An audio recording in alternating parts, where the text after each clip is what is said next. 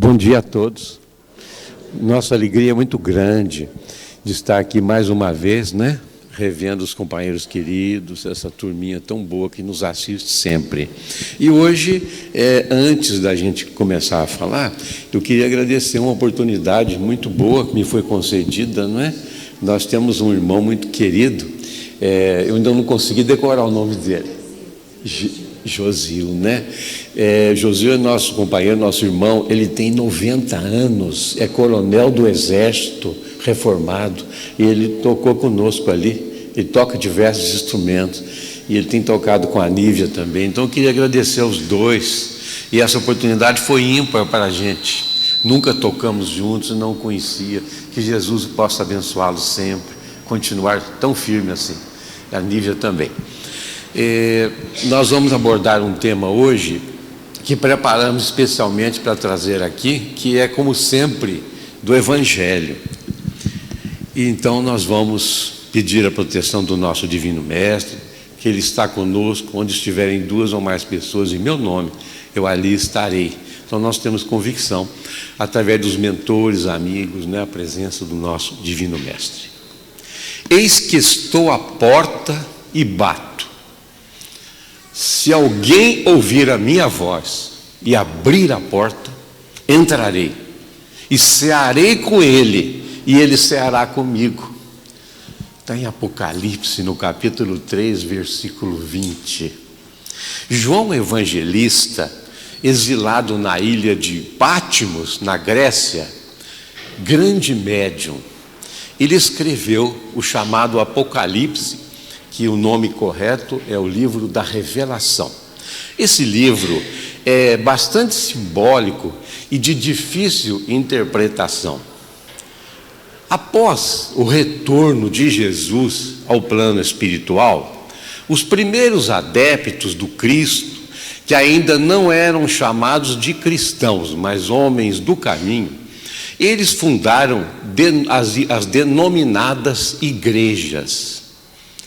É interessante a gente pensar, porque quando se fala hoje numa igreja, nós imaginamos um templo, não é? No entanto, se recorrermos ao Evangelho, por exemplo, na epístola de Paulo, na carta de Paulo aos Romanos, no último capítulo, ele faz uma saudação muito interessante. Ele diz assim: saudai a Áquila e Priscila, que eram amigos dele, e a igreja que se reúne na sua casa. Então a gente vê que igreja é comunidade, reunião de companheiros. Sempre que se forma uma união de companheiros com o mesmo ideal, formou-se uma igreja, nada de templos. Então é interessante que aqui no livro da Revelação, comenta que existiam as 7 principais igrejas daquela época. E é justamente a elas, aquelas comunidades, que Jesus, através da mediunidade de João Evangelista, transmite essa mensagem e muitas outras. Nesse capítulo especificamente, o Divino Mestre se referia a uma comunidade chamada Igreja de Laodiceia. Laodiceia era uma cidade na Ásia Menor, era uma cidade muito importante na época, e cidade grande, e ali existia uma comunidade, chamava-se Igreja de Laodiceia. E o que acontecia com aquela comunidade? Parece, pelas informações históricas e bíblicas, que aquela comunidade estava assim, como diz a própria passagem, o próprio capítulo mais adiante, vai chamar aqueles companheiros de mornos, nem frio nem quentes, mornos, ou seja, eram companheiros que estavam se acomodados, como muitos de nós, acostuma a ir a umas reuniões, acostuma a fazer alguns trabalhos, mas é tudo assim acomodado, não se pensa em fazer nada novo. Então essa mensagem é dirigida a eles. É muito interessante a gente fazer esse estudo histórico e também bíblico para nos entendermos isso. Então diz Jesus, pela mediunidade de João Evangelista, que está à porta e bate. Nós sabemos que uma porta, ela não abre sozinha. Se alguém bate a nossa porta, é necessário que alguém vá lá abrir essa porta. E sempre de dentro para fora. E nós podemos entender também que depende muito de saber quem é que está chamando. Ou seja, naquela época, ouvir a voz da pessoa. Sou eu que estou aqui à porta. Como Jesus fala, estou à porta. Se alguém ouvir a minha voz. Hoje é muito diferente, né? Hoje até é perigoso você abrir a porta sem saber quem é que bate, que ninguém vai gritar lá. Então nós temos meios eletrônicos hoje para saber. Naquele tempo, dependia de saber. Então que Jesus fala através de João Evangelista: eis que estou à porta e bato. Se alguém ouvir a minha voz. É interessante isso. E também depende do interesse de abrir a porta. Por isso que ele fala: se alguém ouvir a minha voz e abrir a porta, pode não abrir. A pessoa, não vou abrir essa porta não. É interessante porque essas lições vêm para o dia de hoje, como nós vamos ver, né? Então, outra coisa que ele fala interessante: eu entrarei e cearei com ele, e ele ceará comigo. Naquela época, era de grande importância social e religiosa entre os judeus aquela questão da ceia. A ceia representava um sentido de união, de fraternidade, de confraternização, de solidariedade. Até hoje existe alguma coisa disso, não é? Mas já é um pouco mais frio, porque naquele tempo significava algo assim bem mais espiritual. Então, nós começamos a pensar: mas o que é uma porta? O que se refere? O que quer dizer uma porta? Nós podemos dizer que a porta seria um acesso a um outro local. É uma passagem. A porta, ela pode significar também uma saída. No sentido espiritualista, pode significar também uma passagem entre dois mundos, entre duas dimensões. Pode significar uma passagem do conhecido para o desconhecido. Pode ser entendido também como uma mudança de nível de vida, novas oportunidades. Ocorre sempre uma transformação para quem atravessa uma porta. Nós podemos, interessante, hoje no atual estágio evolutivo de todos nós podemos até escolher qual porta, por qual porta nós vamos sair, em qual porta nós vamos entrar. E a gente está vendo também, e vamos ver adiante, que para se abrir uma porta, por fora, aí já vai depender de uma chave. Nós veremos isso também. Mas é tão interessante porque, estudando o Evangelho, nós iremos encontrar inúmeras vezes essa palavra, porta. Ora, Jesus dizendo que é a porta. Eu sou a porta.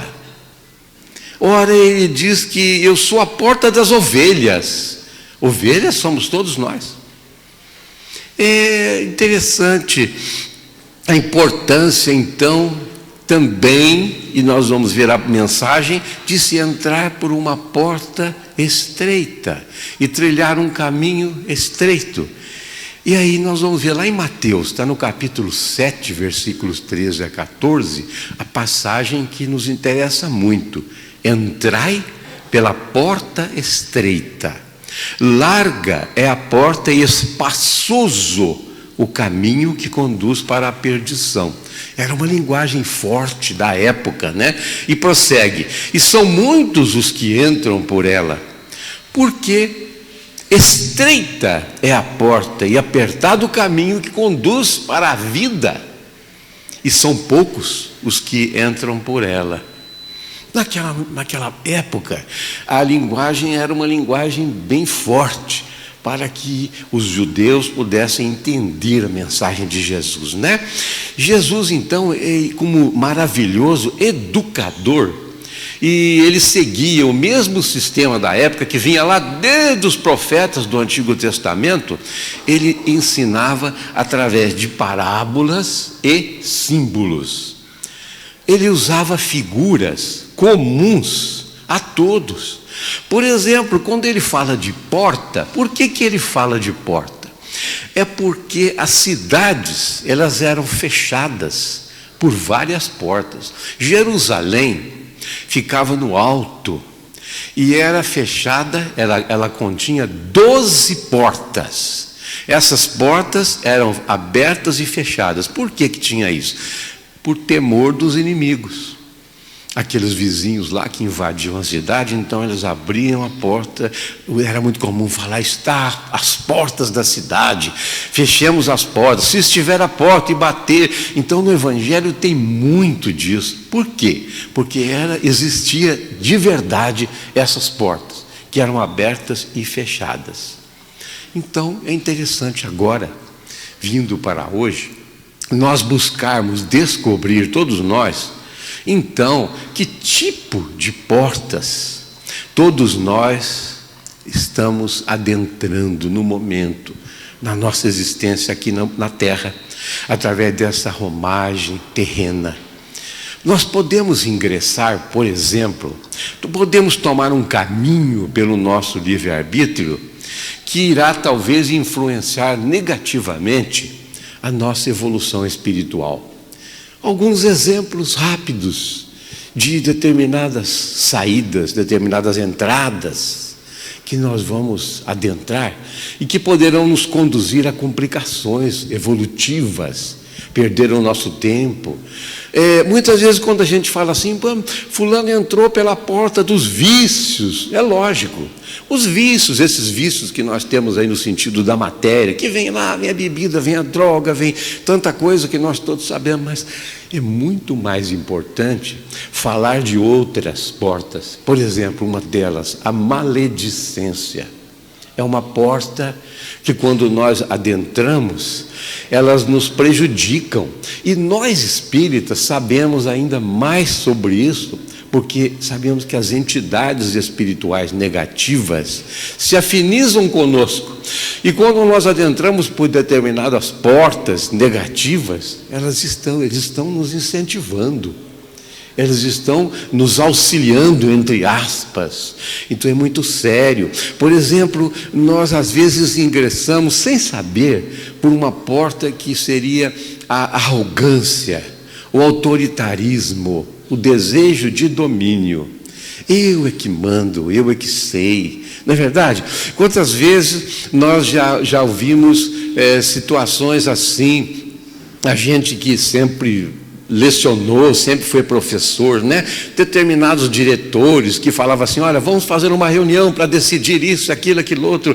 Eu quero ouvir a opinião de todos, porque é uma democracia maravilhosa. Bom, depois que todo mundo falava, ele dizia: olha, muito bom, tal, mas já está tudo definido, tem até a ata pronta aqui já. Então a gente vê isso na vida nossa, como vê inclusive no lar. Até no lar mesmo, tem aqueles autoritários que resolvem. Quando alguém entra por essa porta do autoritarismo, do desejo de domínio, é muito difícil o retorno. E espiritualmente, a nossa evolução começa a brecar, né? Nós vamos ficando numa posição difícil. Outra situação é o orgulho. O orgulho, ele nos separa dos familiares, dos amigos. Não quero saber mais do fulano, da fulana, não, muito orgulhoso, só fala em grandeza, só fala em tanta coisa. A vaidade. E como é que nós somos vaidosos, não é mesmo? Vaidoso, eu gosto de aplauso, gosto assim que me coloque. Olha, aqui no centro eu sou o médium principal. Se eu não for presidente aqui, não dá nada certo. Aqui lá em casa, se eu não estiver lá, sai tudo errado. Então é aquela presunção. A inveja, por exemplo, a inveja nos tira sossego, né? Nos afasta das pessoas. Ela alveja indiretamente todos os nossos companheiros. O egoísmo, que Allan Kardec fala, que juntamente com o orgulho são as duas chagas da humanidade. Olha quanta coisa. O ódio, aquele desejo de vingança, Que coisa difícil que é isso, não é? A pessoa, uma vez nós vimos uma historinha que falava do indivíduo que carregava um saco de batata nas costas, né? E que aquilo apodreceu. É uma carga que nós carregamos quando existe aquela ideia de vingança.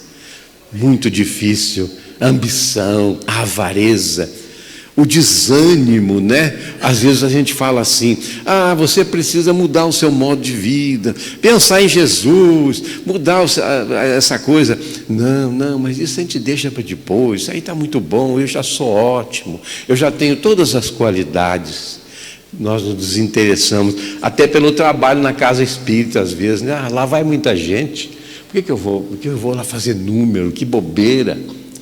E tem uma coisa séria que nós espíritas sabemos, todos nós. É aquilo que Martins Peralva foi um grande escritor, um grande espírita em Belo Horizonte. Nós convivemos com ele uma época. E a Gleides não está aqui agora, ela conviveu também, hoje desencarnado. Uma criatura maravilhosa, escritor. E ele fala sobre a mediunidade. Então ele faz uma separação, a mediunidade sem Jesus e a mediunidade com Jesus. Se nós entrarmos pela porta, né, que vai nos conduzir ao caminho largo da mediunidade sem Jesus, que complicação que vai criar para nós. E tem mais uma coisa, o intelectualismo. Eu sei tudo de espiritismo. Eu já li as obras do Kardec, já li de todo mundo, não precisa mais nada. Mas não pratico nada.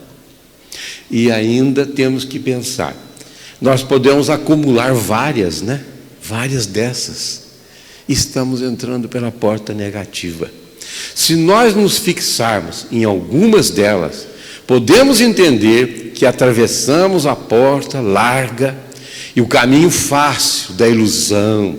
E em algum momento nós teremos que retornar no nosso caminho para o reajuste, mesmo que seja em outras existências. Então, que conclusão que nós vamos ter?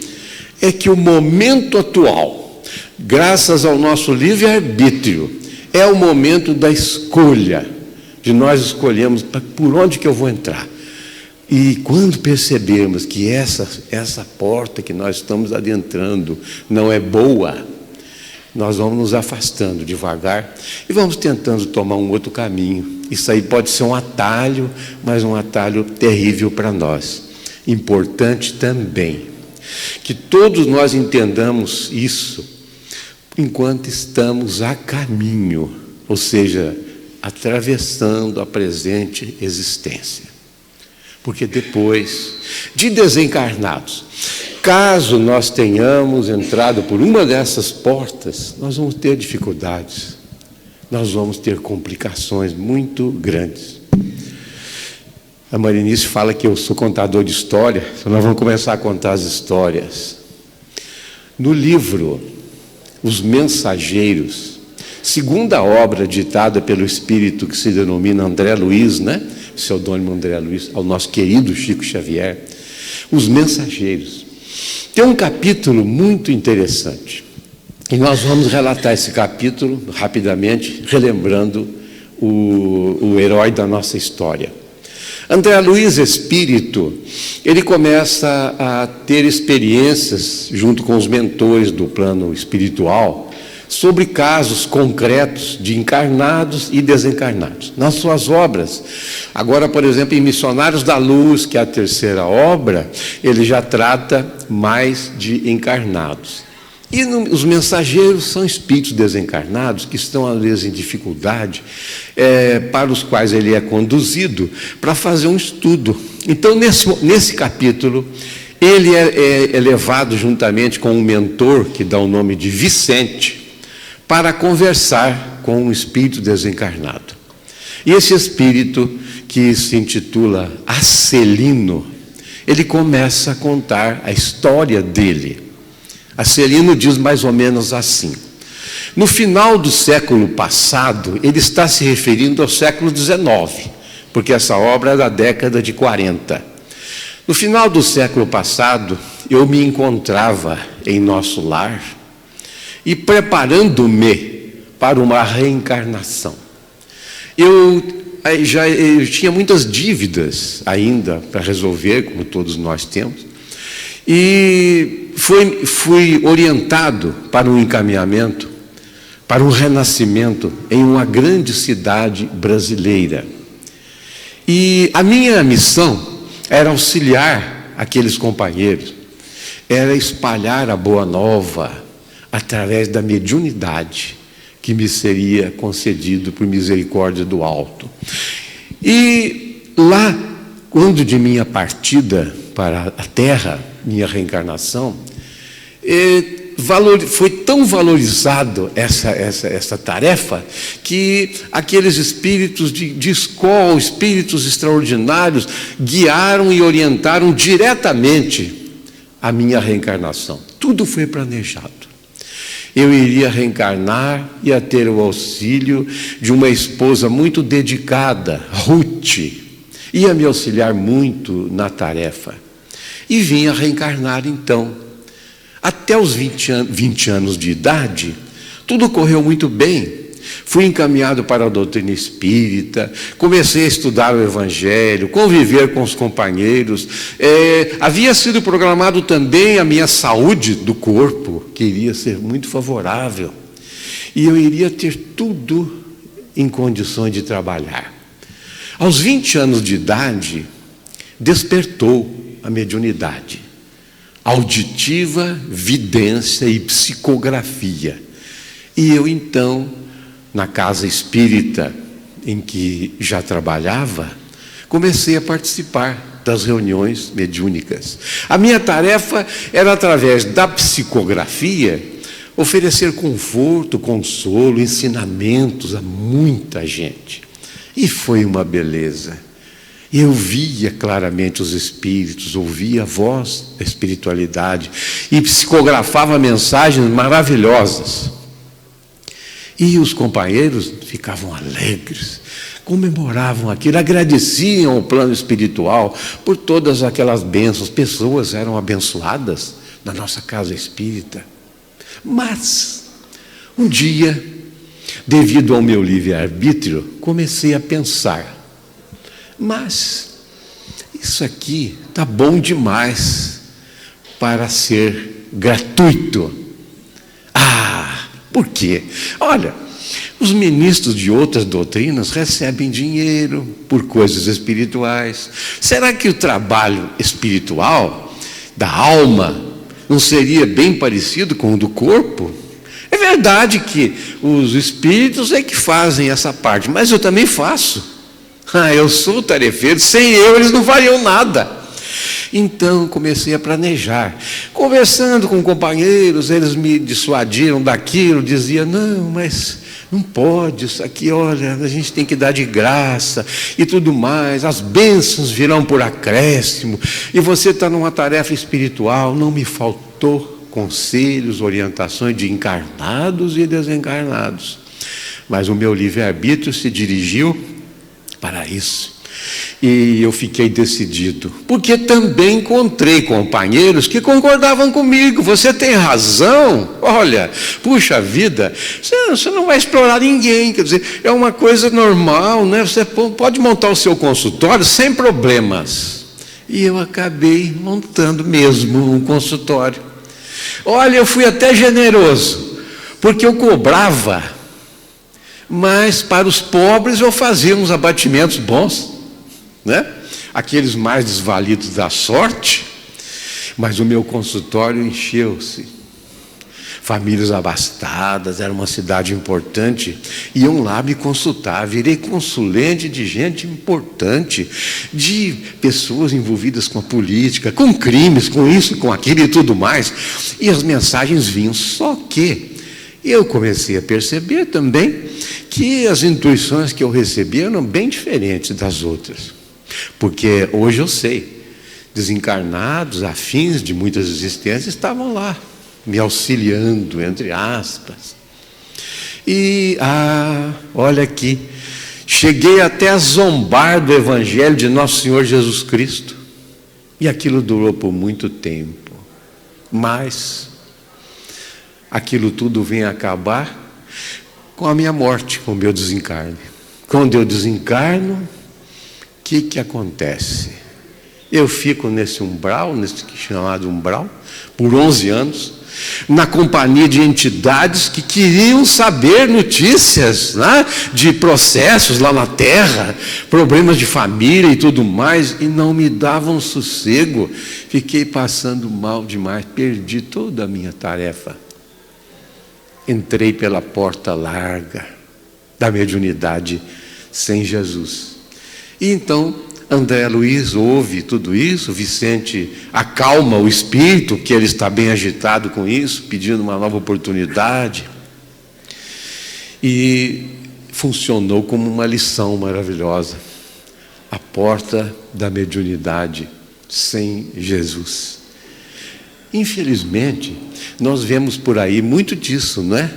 Mas às vezes, ou em algumas oportunidades, são pessoas que nem são espíritas, nunca se dedicaram à doutrina espírita, não conhecem nada, são médiuns, porque segundo Allan Kardec, o médium não depende da parte moral, né? É uma faculdade orgânica. Então o que acontece? A mediunidade pode despertar em qualquer parte, mas a educação dela, a orientação, vem através da doutrina espírita, nós sabemos disso.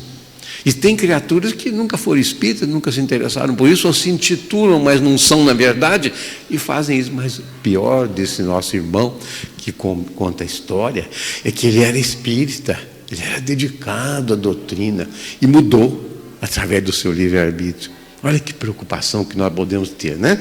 Então isso aí é um exemplo muito interessante. No entanto, se nós seguirmos os ensinamentos do Divino Mestre, nós podemos já agora listar algumas mudanças importantes que podemos fazer nas nossas vidas enquanto nós estamos aqui encarnados.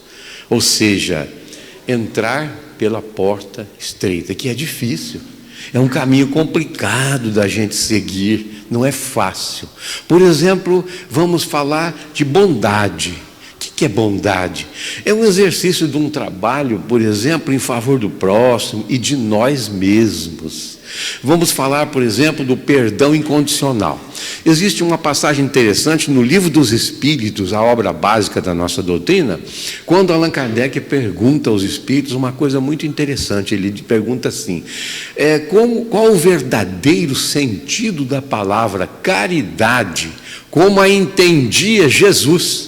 E os espíritos dão uma resposta maravilhosa. A gente chama essa resposta de BIP, para ficar mais fácil de relembrar. BIP, beneficência para com todos, indulgência para com os defeitos alheios, as dificuldades alheias e perdão das ofensas.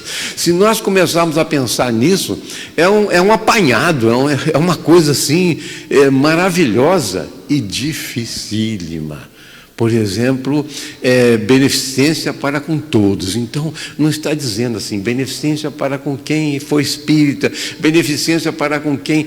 E beneficência não é só essa parte, é tudo. É tolerância, é auxílio, é muita coisa. Indulgência para com as imperfeições alheias. A gente pensa assim que indulgência é algo assim, olha como é que eu sou indulgente. Não é nada disso, é algo natural. As imperfeições alheias, que nós também somos imperfeitos, por que nós vamos apontar o dedo para as imperfeições alheias? Indulgência para com as imperfeições e perdão das ofensas. O perdão já envolve muita coisa mais. Porque o perdão, a pessoa fala assim, eu perdoo sim, eu já perdoei, mas não quero ver esse cara mais não, nunca mais. Perdoei, mas você fica para lá, eu fico para cá. Não perdoou nada. Eu perdoei, mas lá no fundo, eu tenho aqui uma lembrançazinha, eu vou ficar sempre com isso. Não perdoou nada. Então, eu perdoo, mas com a seguinte condição. Então, olha como é que é importante o BIP, né? Do Livro dos Espíritos. É uma forma da gente lutar. Isso tudo, meus irmãos, é muito difícil de fazer, mas é uma orientação que o Evangelho está nos dando nesse momento. Por exemplo, a humildade de verdade, verdadeira, né? Jesus fala dos fariseus, né, que davam esmola e apareciam. Eles davam esmola, davam o dinheiro e deixavam um pouquinho, assim, o número do dinheiro aparecer na mão para os outros ver. Quando, estou dando aqui tudo, né? Que coisa, né? Às vezes nós falamos assim, olha como é que eu sou humilde. Quem falar isso já não é. Porque o humilde não sabe que é.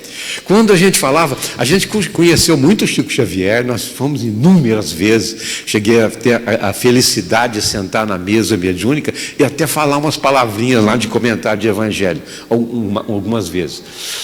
O Chico, Chico, você é o maior, meu irmão.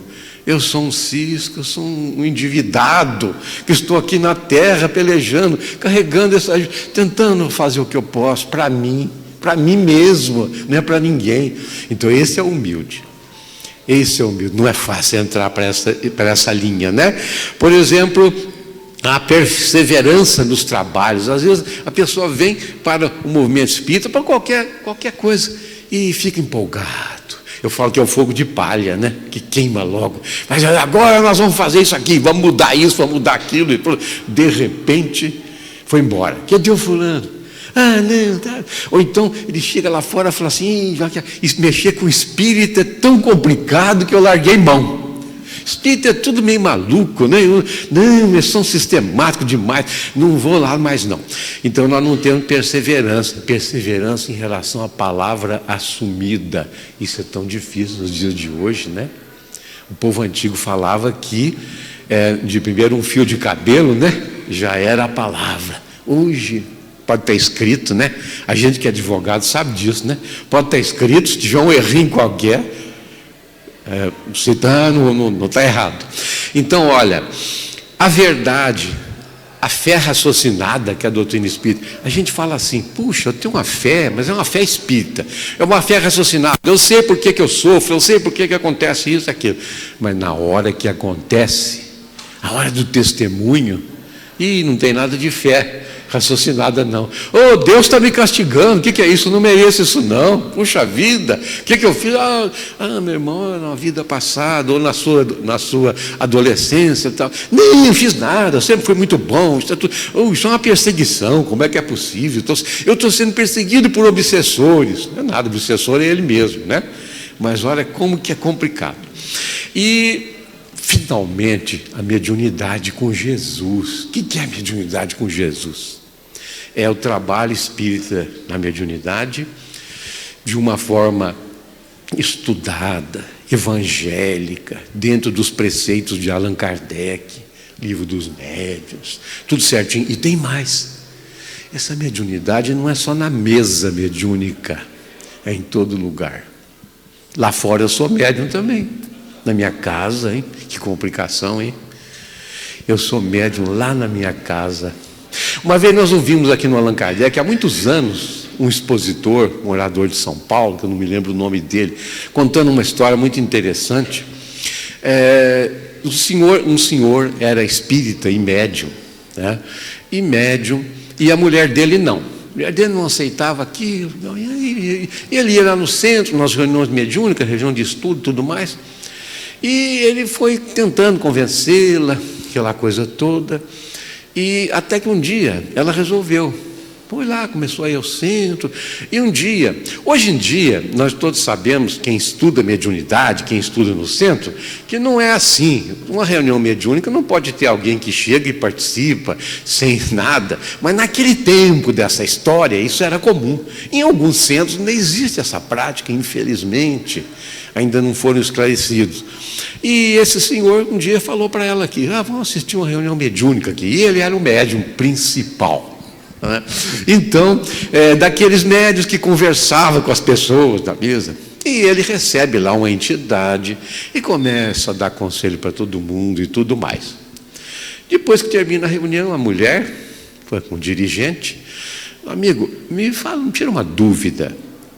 Um espírito assim que se comunica, que fica, né, incorporado, como eles costumavam falar, né, no passado, por quanto tempo um espírito fica assim? Ele fala, é o tempo necessário aqui, né, para 15 minutos. Não tem jeito de ficar sempre, por exemplo, lá em casa. Você vê que situação, a gente ouviu essa historinha, pode ser até inventada, mas é uma realidade. O que ela queria dizer? Que lá ele não tinha nada daquilo, né? Aquela docilidade, aquela bondade. Então, aí que está a situação, né? Jesus realmente é a porta. Essa porta ninguém fechará, nós temos certeza disso. Porta sempre aberta às almas de todos nós, Hoje nós entendemos uma coisa muito interessante que o Espírito Emmanuel coloca numa mensagem através do nosso querido Chico Xavier. Ele diz assim: Jesus é a porta, Kardec é a chave. Nós estamos falando agora da porta que abre por fora. Interessante. Aí parece até uma coisa meio orgulhosa, né? Kardec é a chave. Então o Espiritismo é a chave da porta que abre os ensinamentos de Jesus. Como é que é isso, gente? Então muitas pessoas perguntam, já me perguntaram: mas vem cá, vocês estão dizendo que o Espiritismo é o cristianismo, que o Espiritismo é a revivescência dos ensinamentos de Jesus, dos primeiros cristãos, e que vocês estudam o Evangelho de Jesus. Poxa, lá na minha igreja também estuda, nas outras também estuda, todo mundo estuda, todo mundo que se diz cristão estuda o Evangelho. O que vocês têm a mais para oferecer? O que é isso? O que vocês têm diferente? Ah, interessante. Sabe o que nós temos diferente? É algo assim muito comum, muito simples e complicado ao mesmo tempo. Eu costumo dizer para quem pergunta assim: não, o Espiritismo estuda sim o Evangelho, só que costuma trocar em miúdos os ensinamentos do Evangelho. O que é trocar em miúdos? É aquilo que Paulo fala em uma das suas cartas, que é tirar o espírito da letra. Por exemplo, vamos ver algumas coisas bem rapidinhas do Evangelho. Alguém vê lá no Evangelho, por exemplo, Deus e Jesus. Aí vê aquele mundo de passagem. Meu Pai, em tuas mãos entrego o meu espírito. Está lá no Evangelho, né? O vosso Pai que está nos céus. Puxa, eu vou para o meu Pai. E eu trabalho, meu Pai trabalha e eu trabalho até agora. E vem tudo, mas tem uma hora, está lá em João, que diz assim: eu e meu Pai somos um. Pronto, complicou tudo. Aí ficou aquela confusão. Mas Jesus e Deus é a mesma coisa. O que a doutrina espírita faz para nós? Ela tira o espírito da letra, ela analisa tudo e chega à seguinte conclusão: Deus é a inteligência suprema do universo, causa primária de todas as coisas. E Jesus? Jesus, segundo o Livro dos Espíritos, né? A questão 125, é o ser mais perfeito que Deus ofereceu ao homem para servir de modelo. Olha que coisa interessante, Jesus é filho como nós, irmão nosso. Mas por que ele é tão maravilhoso? Porque ele já evoluiu através de muitas vidas sucessivas em muitos mundos antes da Terra. Tanto é que ele é chamado governador espiritual da Terra. Já tiramos uma dúvida que muita gente tem, porque leu lá e ficou confuso, falou: como é que fica? Outra coisa, Jesus uma vez está lá no Evangelho de João, no capítulo 4, ele está passando pela Samaria, ele se assenta no poço de Jacó, que é uma espécie de uma cisterna que os antigos haviam feito, um lugar considerado sagrado, e vem uma mulher samaritana. Os judeus e samaritanos não se davam, eles também seguiam lá as leis dos profetas, só que eles eram... Allan Kardec fala que na época era como se fossem católicos e protestantes, né? Tinham princípios parecidos, mas eles iam em lugares diferentes. Os judeus adoravam a Deus lá no templo de Jerusalém, e os samaritanos lá num monte chamado Gerizim. Aí essa mulher pergunta para Jesus: mestre, por que os judeus fazem isso e nós fazemos? Aí ele conversa com ela, um papo gostoso, muito bacana. E num dado momento ele fala assim: em verdade, mulher, te digo que dia virá que meu Pai será adorado não somente lá no templo de Jerusalém, nem no Monte de Jesus, mas em espírito e verdade. Aí está a chave. adorar a Deus em espírito e verdade. Em todo lugar. Não depende de templo, não depende de rituais, não depende de cerimônias. Então a doutrina espírita coloca isso para nós. Que beleza, né? A gente se libertar de todas essas coisas, pelo diálogo de Jesus com a mulher samaritana. Um doutor da lei, Nicodemos, tem uma curiosidade de conversar com Jesus, mas você tem um pouco de preconceito. E quando é à noite, lá na calada da noite, ele encontra com Jesus, ele vai, mestre, por quê? Como que é? E começa a conversar, e Jesus fala, eu em verdade te digo que é necessário nascer de novo. Aí eles, mas como que é possível nascer de novo e entrar no ventre da mãe novamente? Tu és mestre em Israel e não sabe dessas coisas? Muita gente fica pensando assim, esse renascimento aí é pelo batismo. Doutrina espírita, mas aí nós vamos lá no Evangelho ainda, lá no Evangelho de Mateus, no capítulo 17, tem uma passagem linda. Jesus está subindo lá no Monte Tabor com Pedro, Tiago e João. Aí eles descem, depois que eles oram, fazem aquele trabalho, eles descem, e lá embaixo o discípulo pergunta para Jesus, mestre, isso porque Jesus havia se encontrado lá no alto do monte com Moisés e Elias, espíritos, Deus encarnados. Tanto é que eles propõem fazer uma tenda para os três. Aí falam, não, vamos descer. Olha que interessante, uma comunicação mediúnica. E aí, a hora que eles descem, ele pergunta, Senhor, por que as fala que Elias há de vir primeiro? Estava escrito, lá no livro de Isaías, estava escrito isso aí, está escrito ainda. Aí ele fala assim, em verdade vos digo, que Elias já veio, mas que eles não o reconheceram e fizeram dele tudo o que quiseram. Se a passagem terminasse aí, ficaria meio em dúvida, mas não termina, porque está escrito assim, olha, e os discípulos, ouvindo isso, souberam que Jesus lhes falava de João Batista. Pronto, está dito, não está? Elias, João Batista era Elias reencarnado, e lá o doutor da lei, nascer de novo, é isso também. Então aí desperta a questão da reencarnação maravilhosa. A doutrina espírita, além disso, estuda as parábolas e coloca para o dia de hoje, como nós estamos fazendo hoje, com os ensinamentos do Evangelho. Nos ensina a reencarnação, aquelas aparições, sonhos, essas coisas maravilhosas que a gente encontra lá no Novo Testamento e no Antigo também. A doutrina espírita agora troca em miúdo. O que é isso? Mediunidade. É mediunidade, vamos estudar essa mediunidade, vamos trabalhar, vamos orientar. Que interessante.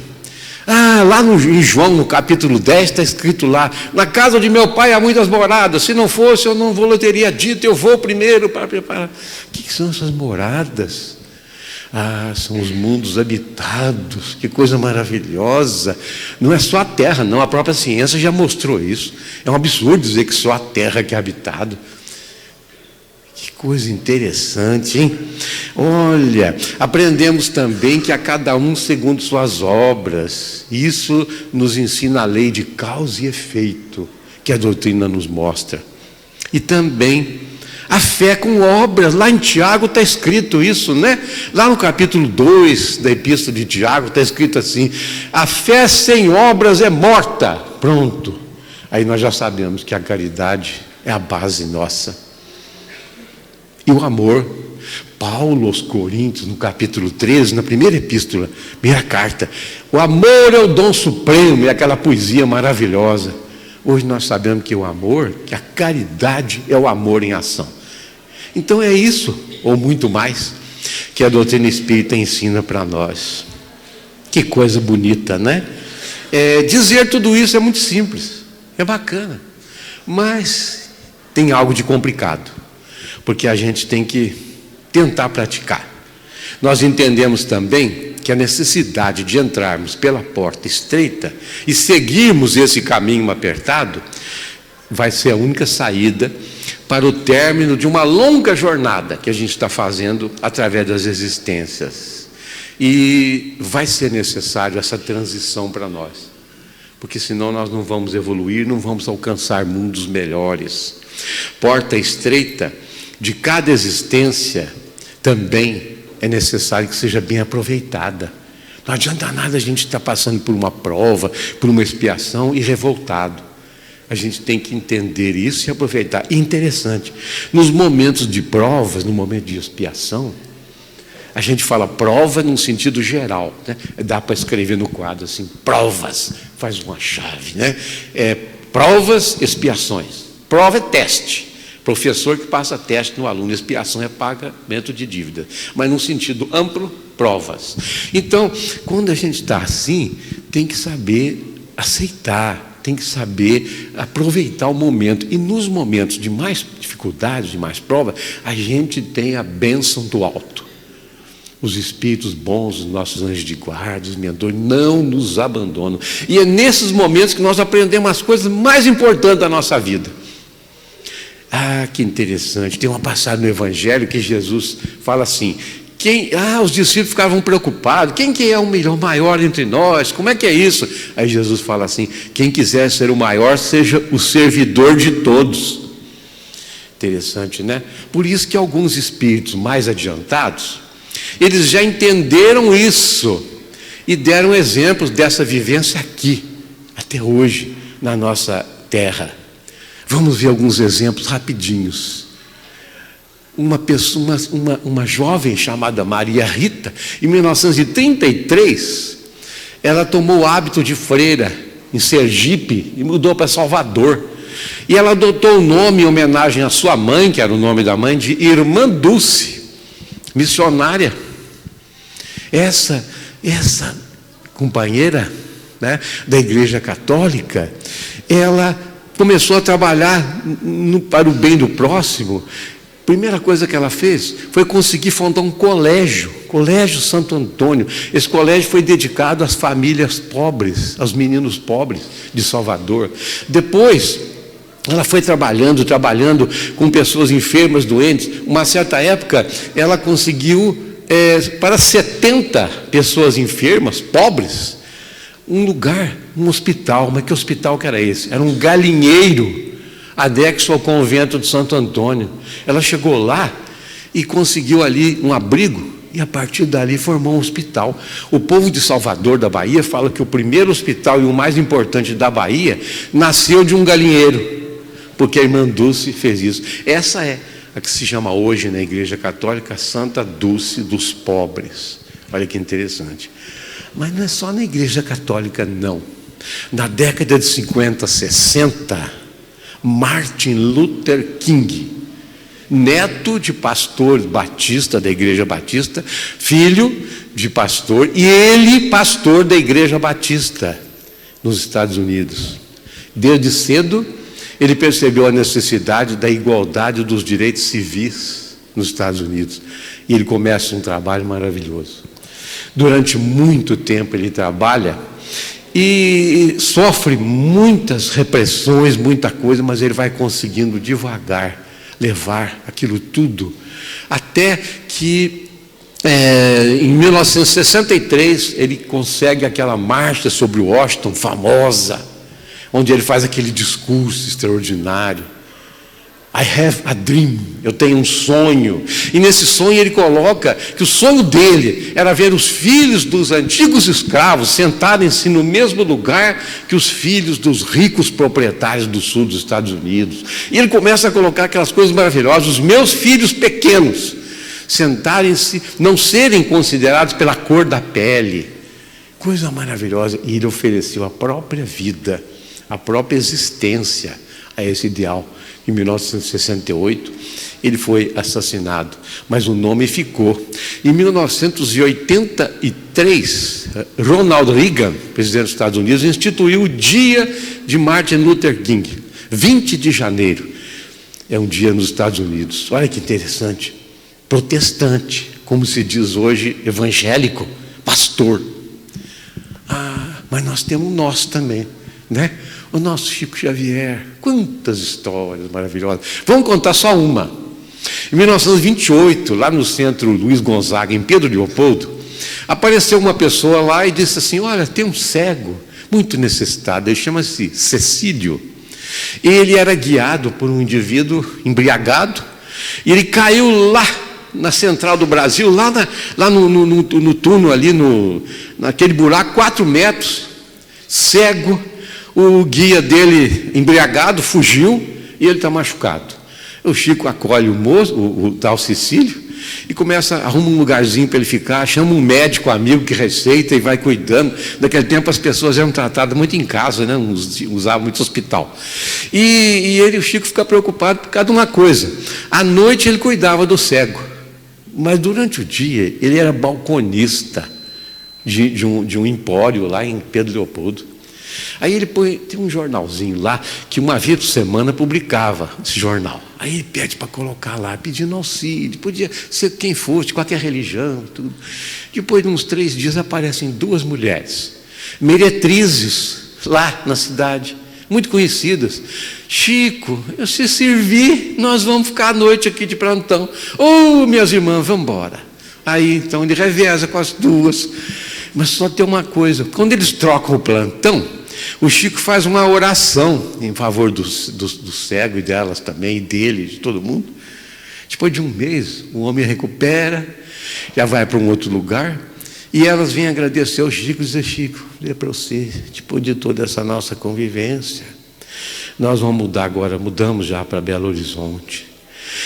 Ela vai trabalhar numa tintoraria e eu vou fazer um curso de enfermeira. E mudaram de vida. E o Chico ficou feliz. Interessante, né? É uma coisa pouca de muitas histórias que tem espírita. Então nós vimos católico, protestante, ou evangélico, espírita, mas não é só isso não. Olha, nós temos mais gente. Olha, por exemplo, o Mahatma Gandhi, ele não era cristão, ele era hinduísta, religião lá da Índia. Conseguiu a liberdade do povo hindu, do jugo inglês, ofereceu a própria vida, foi assassinado em 1948, hinduísta. Nós temos Albert Einstein, judeu, frequentava a sinagoga com seus pais, depois ele se torna um livre pensador, maravilhoso. Ele alertou o presidente dos Estados Unidos sobre a questão da bomba nuclear. Ele fez muita coisa para a humanidade e, segundo os seus biógrafos, uma criatura que auxiliava o próximo de uma maneira extraordinária. Falta para nós muito conhecimento da biografia dele, não é? Mas olha, tem mais uma senhora, uma jovem senhora, adepta do Corão, muçulmana, a jovem rainha Rania, esposa do rei Abdullah II, rei da Jordânia. Essa mulher tem 4 filhos, ela é jovem e bonita, extraordinária. Ela tem um trabalho assistencial maravilhoso no mundo inteiro, é um país muito rico, começa lá até no Nordeste do Brasil. Trabalho para educar os jovens, educar as crianças, saúde para os necessitados. Trabalho na Jordânia com os refugiados. Eles recebem todos os refugiados que vão para lá. Ela é muçulmana, adepta de Maomé, estuda o Corão. Olha que interessante. Não depende então, né? Para caminhar pela estrada estreita, não depende de nada disso. Depende realmente de ser realmente interessado nisso. Eis que estou à porta e bato. Se alguém ouvir a minha voz e abrir a porta, entrarei e cearei com ele, e ele ceará comigo. Todos nós, em algum momento da nossa vida, ouvimos isso de outra forma. Ouvimos através de um chamado espiritual para que abríssemos a nossa porta, que é o nosso coração, o nosso sentimento, para nos ligarmos a Jesus, a espiritualidade maior, e somente através do nosso livre-arbítrio, da nossa vontade, nós vamos poder agir. Naquela passagem que Jesus cura um cego, ele pergunta: o que queres que eu te faça?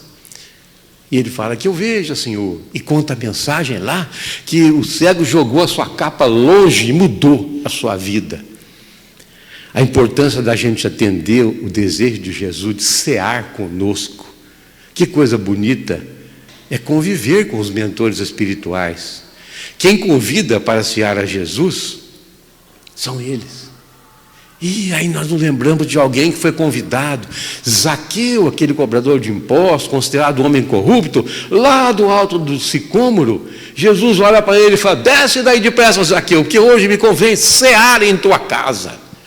Interessante, queridos irmãos, como novos cegos de Jericó, necessitados de cura, que somos todos nós, como os Zaqueus necessitados de acolhida, que somos todos nós. O convite está lançado para nós, para que a gente possa realmente trabalhar nesse sentido. Essa é a mensagem que nos convida para a porta estreita, para a nossa mudança de vida.